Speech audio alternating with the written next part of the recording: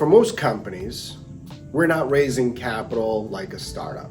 We're not going to angel investors or VCs. Chances are we probably went to our friends and family. And by the time you're 2 or 3 years in, you're probably looking at things like lines of credit, maybe a loan, a term loan. Now, today we want to talk a little bit about interest rates.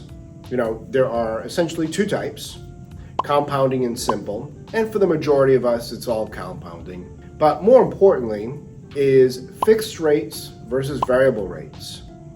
Now, you can actually have term loans that are calculated on compounding interest rates and are not fixed, they're actually variable. Let's take a look at the loan that a lot of businesses use, especially to make acquisitions. It's the SBA 7A loan. You go out, let's say you're an accounting firm, and you identify another company that you want to acquire. Let's say it's $1 million.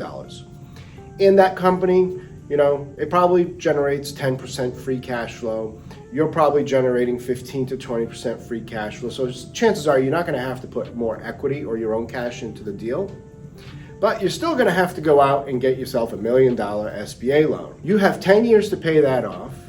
But the problem is it's not a fixed rate. It does adjust. Well, we have in the past, we've gone out and we've acquired businesses in a more lower interest rate environment.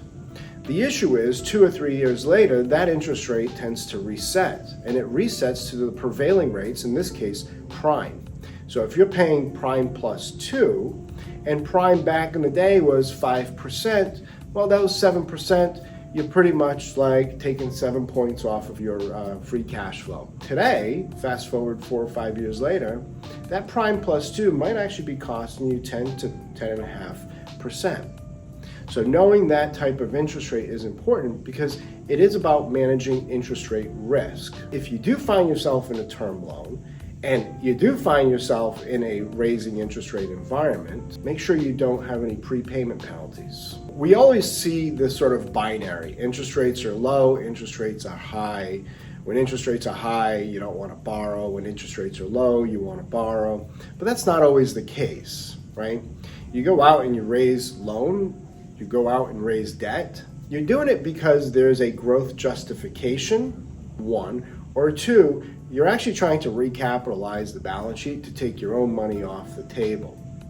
So just because interest rates are high or interest rates are low, that doesn't really affect the decision.